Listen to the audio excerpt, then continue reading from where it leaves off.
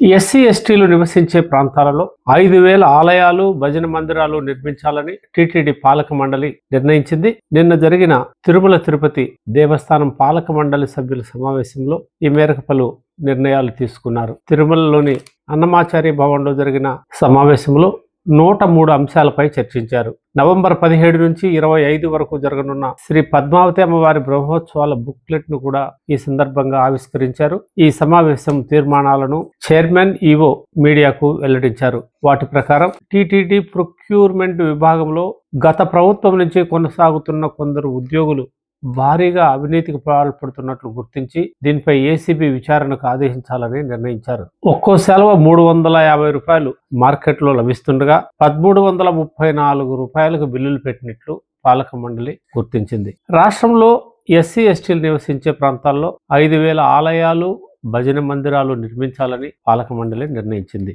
ఈ ఏడాది వైకుంఠ ద్వార దర్శనం యథావిధిగా 10 రోజుల పాటు కొనసాగించడం, దీనికి దర్శన టోకన్ల జారీ ఆన్లైన్లోనూ ఆఫ్లైన్లోనా అన్నది 10 రోజుల్లో వెల్లడించాలని నిర్ణయం తీసుకున్నారు. వైకుంఠ ద్వార దర్శనాన్ని 10 రోజుల పాటు యథాతథంగా కొనసాగించాలని తీర్మానించారు. ఒంటిమిట్టలోని రాములవారి సన్నిధిలో 100 గదులతో కొత్త కాటేజీ నిర్మించేందుకు 37 కోట్లు, పవిత్ర వనం ఏర్పాటుకు మరో 3 కోట్లు కేటాయించాలని పాలక మండలి నిర్ణయించింది. తిరుమలలోని అద్దె గదుల ధరలను క్రమబద్ధీకరించాలని పాలక మండలి నిర్ణయించింది. టీటీడీ పరిధిలోని అన్ని ఆలయాల్లో నిరంతరాయంగా అన్న ప్రసాదాలు అందించాలన్న సీఎం ఆదేశాలను అమలు చేయాలని కూడా నిర్ణయించారు. టీటీడీ వేదిక యూనివర్సిటీ వీసీ గా పనిచేస్తున్న రాణి సదాశివమూర్తిని తొలగించాలని నిర్ణయం తీసుకున్నారు. వీటితో పాటు టీటీడీ పరిధిలోని ఆసుపత్రులు, విద్యా సంస్థలు, గోశాలల పనితీరు మెరుగుపరిచేందుకు పాలనాపరమైన మార్పులపై కూడా తీర్మానాలను ఆమోదించారు. చెన్నై, కరీంనగర్లలో టీటీడీ ఆలయాల నిర్మాణాలకు దాతలు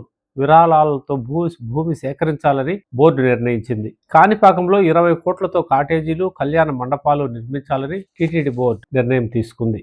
తిరుమల తిరుపతి దేవస్థానం ప్రస్తుతం జరుగుతున్న కొనుగోళ్లలో కూడా అవినీతి చోటు చేసుకున్నట్లు గుర్తించి ఏసీబీ చేత విచారణ చేయించడానికి నిర్ణయం తీసుకోవడం సంచలనంగా మారింది. అవినీతి అనేది అందరి హయాంలో కొనసాగుతుంది అనడానికి ఇది ఒక నిదర్శనంగా నిలుస్తుంది. పవిత్రమైన దేవుని వ్యవహారంలో అయినా ఈ అవినీతిని పక్కన పెట్టాలని భక్తులు కోరుతున్నారు.